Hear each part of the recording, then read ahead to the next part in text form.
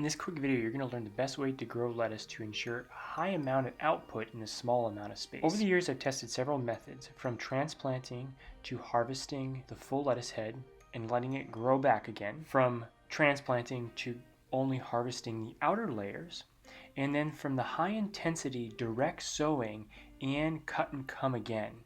Now I'll review what the best method is and how to do it.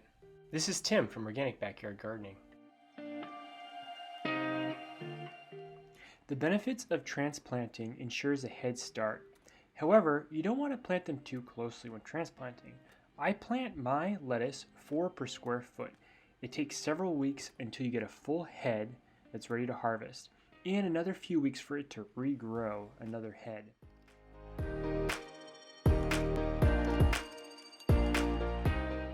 Alternatively, you could just harvest the outer leaves, and I found between these two methods, harvesting the outer leaves gives you a little bit more output.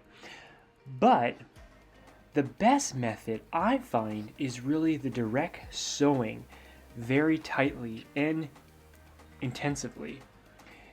And this requires the least amount of work because you don't have to start your seeds inside.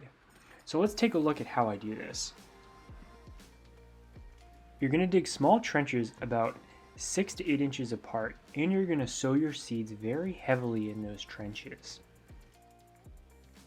Do not thin the seedlings. They're going to grow something like this, very tightly.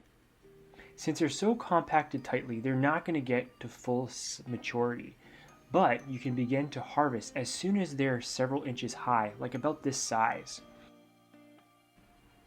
You're then going to harvest across the rows.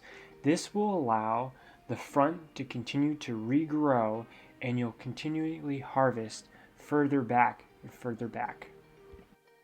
With this method, you'll have a continuous harvest of lettuce. You'll get a way higher output.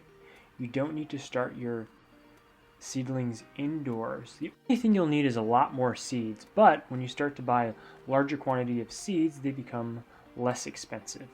When you're doing this, also make sure that the seedlings stay moist at the beginning when they're young. If they don't stay moist, they'll dry up. I like to use this method in any free nooks and crannies of the garden. In this example, I have them sown right next to my celery. I found with this method the plants are much more durable and they bolt much slower as opposed to the transplanting. If you like this video, please click the subscribe button and the bell to be notified when we post new videos. You also can support me by downloading Brave Browser. If web privacy is important to you, I've been using Brave Browser to browse the internet really fast and ad-free, and I earn crypto while browsing. Best part, is totally free. Check out my download link below.